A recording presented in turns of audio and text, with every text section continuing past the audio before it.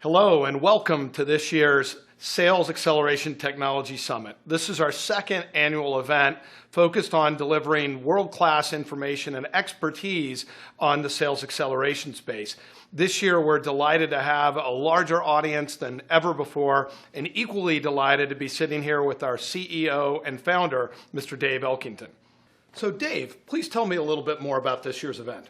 So this event this fall is going to be better than ever. Now it's a little different than the one we do in the spring. The spring's really around best practices, just generally speaking. This event's really around technology, and most specifically technology as it relates to the acceleration version of sales, the sales acceleration industry. We have over 7,000 attendees, and they're not just salespeople, which are great. We actually have sales leadership from some of the largest companies in the world, from every continent in the world. What's more, we have over 20 just breakout speakers. These are people who are experts in compensation, around incentivizing reps, and around data and lead management and CPQ, the way you interact with prospect and customers. So ultimately, attend, you're going to learn how to sell faster, you're going to learn how to sell much, much smarter, and ultimately you'll sell more. Join, attend, and share all the best practices. So Dave, as CEO of InsideSales.com and the marquee sponsor of this event, I'd really love you to tell the audience a little bit about the Inside Sales story. Kind of go all the way back to the beginning. Tell us a little bit about how you got it started, and was sales acceleration always a part of the vision? Yeah, it's an interesting question. Sales acceleration is really a new concept in sales, and it's really the technology that enables this new way of selling, which is a very data-driven, very smart way of selling that helps you ultimately sell more. Well, the way I started this is actually based on my background. My background is in philosophy, which is a little bit different, and then ultimately in machine learning and AI. And I had a bunch of ideas of how I felt we could really leverage machine learning and AI to help businesses be more effective. I then met Ken Krogh, the co-founder of the company, and Ken was really the domain expert around sales and inside sales and the way to do a lot of these things. And it was really the marriage between the art and the science. Well, we bootstrapped it for almost 8 years, at which point the market really took off. People who wanted to use sales acceleration as a method to drive revenue and growth within their company really crossed that Jeffrey Moore chasm. Well, as soon as that happened, we raised some venture money. Most notably, really about 3 months ago, we raised about $60 million with Salesforce and Microsoft, who really believe in this market and believe in what's happening around sales. So that's really fueled our growth to help deliver these kind of technologies and products. And ultimately, we're using this machine learning platform, Neurolytics, which is constantly learning, constantly collecting information, and then helping our clients sell more using the best practices of the crowd. And I think, frankly, if you come visit us at Dreamforce, which is a big event this year, I think you'll see a new announcement that could blow your mind around how to really use that machine learning platform, Neurolytics, to help you sell even more, even faster, and even more effectively. So Dave, it seems like we've got an amazing lineup of speakers and sponsors this year. Could you tell me a little bit more about some of those companies? Yeah, I mean, we really have put together what I would say is a world-class lineup of companies and speakers, and it really is an amazing representation of both public companies who understand this industry and private companies. And really, it's an indication of the maturity of the market. One thing that really was exciting to me is Kate Leggett from Forrester just published some research around the sales acceleration industry. And for Forrester to go really formally create this industry and start publishing research and talking about it really is a signal to us that we're in the right spot at the right time. But really, from some of those companies and some of those speakers, you have companies like really Marketo, Microsoft, Salesforce, LinkedIn represented, which mind-blowingly enough, this is over $500 billion in market cap from those companies. And even on the private side, you have companies like Aptus, DocuSign, Gainsight, Blue Wolf, and Domo that represent almost $6 billion in total value and have raised over, I think, $1 billion or $1.3 billion in venture money. And so this is the right place.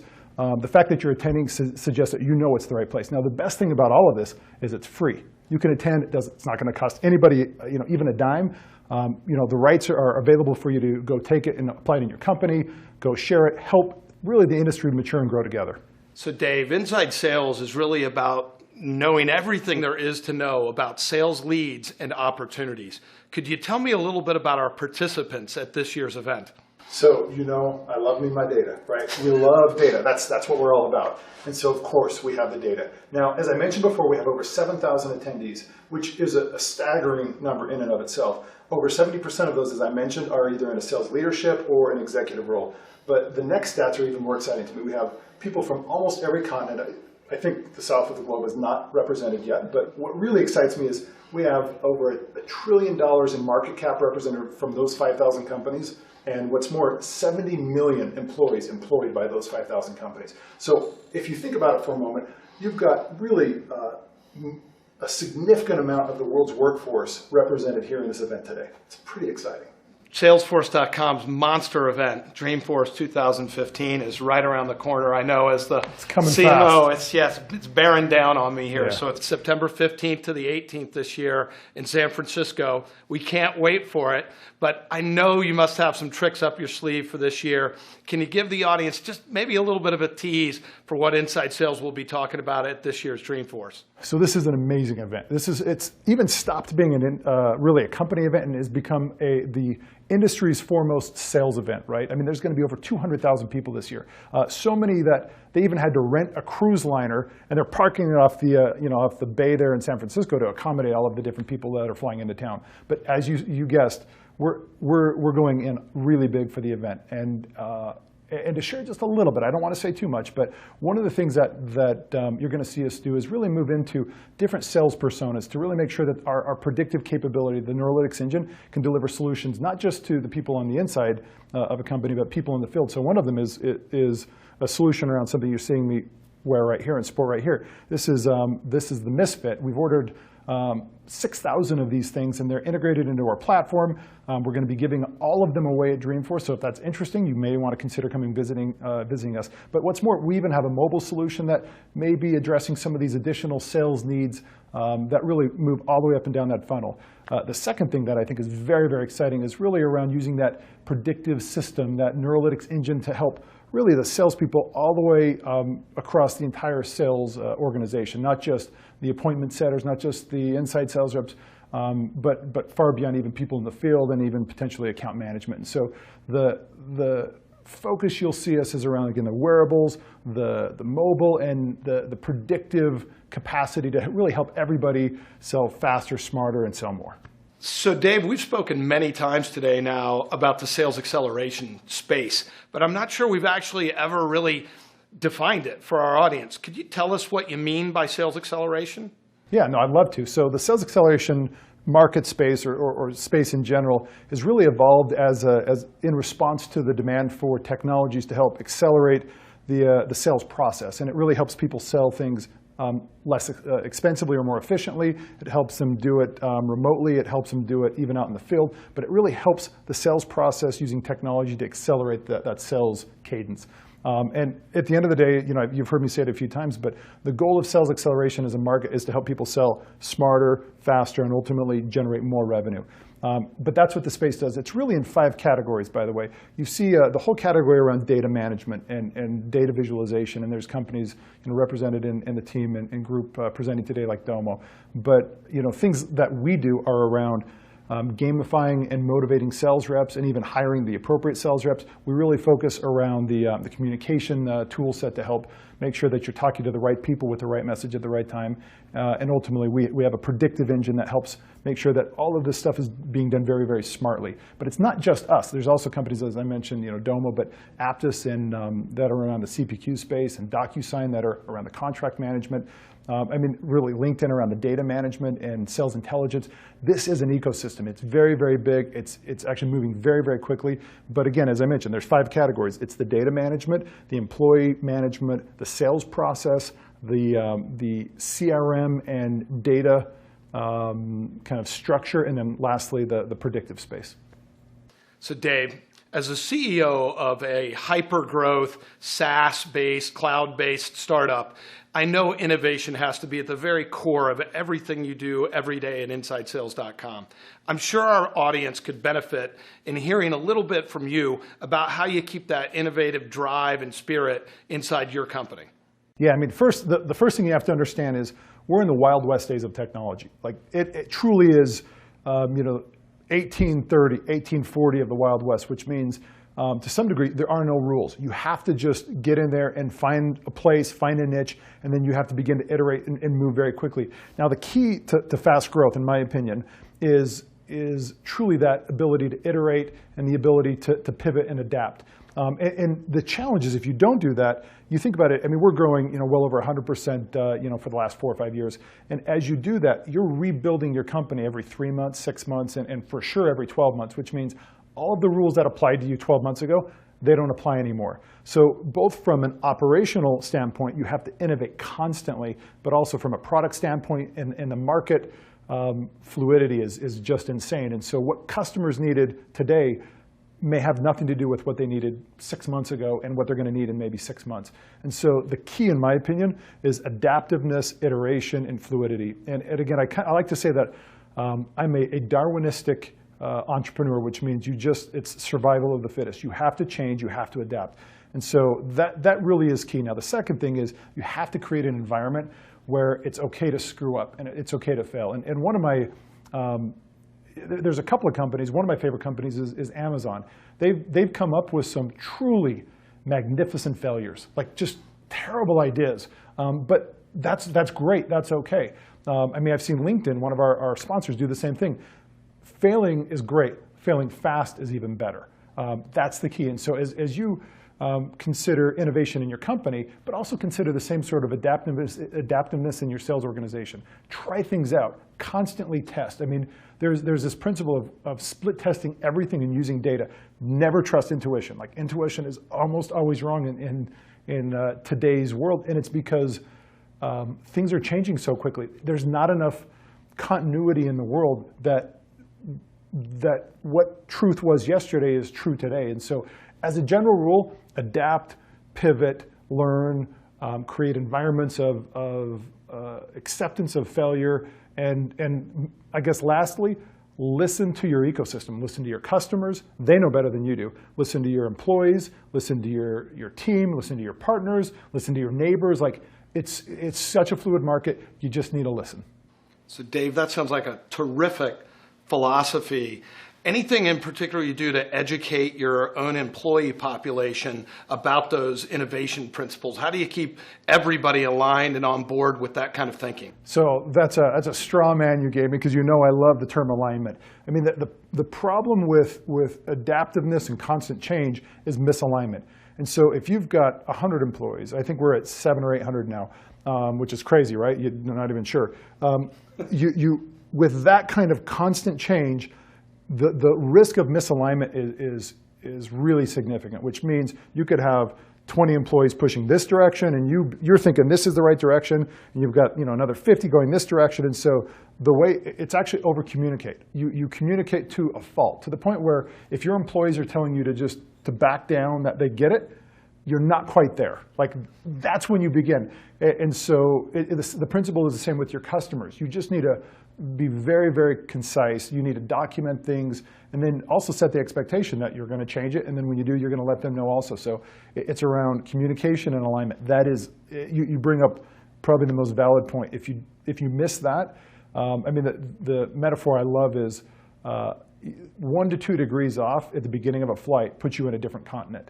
Well, your employees have that same risk. Your teams have that same risk. If you're a sales leader, you have to over-communicate. You've got to talk to them, in the morning and then at the night, in the evening, and say, hey, here's what I said this morning. I was totally wrong. Here's what it is today. Here's what it is now. And by the way, tomorrow morning, I'll give you an update and let you know what's going on then. And the same thing with your customers. So just really transparency, be very open, good or bad, because there is going to be dirty laundry. There are going to be problems. But it's that transparency and that quickness to communicate that really overcomes one of the key challenges with that kind of growth.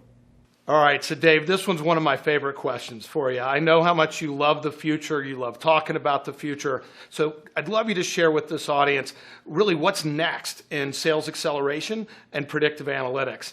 And I'm going to go one step further. So I'm going to press you for a second part here. And that's, given all the interest and excitement and energy around sales acceleration, do you see any kind of consolidation taking place in the industry yet? With marketing automation and sales automation in the past, you've, over a period of years, seen a little bit of aggregation of those businesses into a few key vendors. Is that beginning to happen in sales acceleration yet, or is it still too early? No. The first question. Yeah. I love the future. I mean, that's what predictive analytics and AI is all about, is creating systems that help us just, a little bit into the future.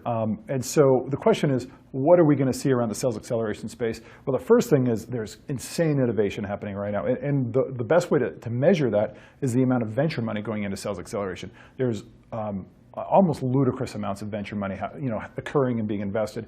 And it really is in those categories I mentioned that represent the 5 stacks of sales acceleration. The data visualization, employee success and management, the sales process, the data management layer, and then the predictive analytics layer. Now, the area that I believe we're going to see the most significant amount of innovation is in the predictive analytics and the AI layer.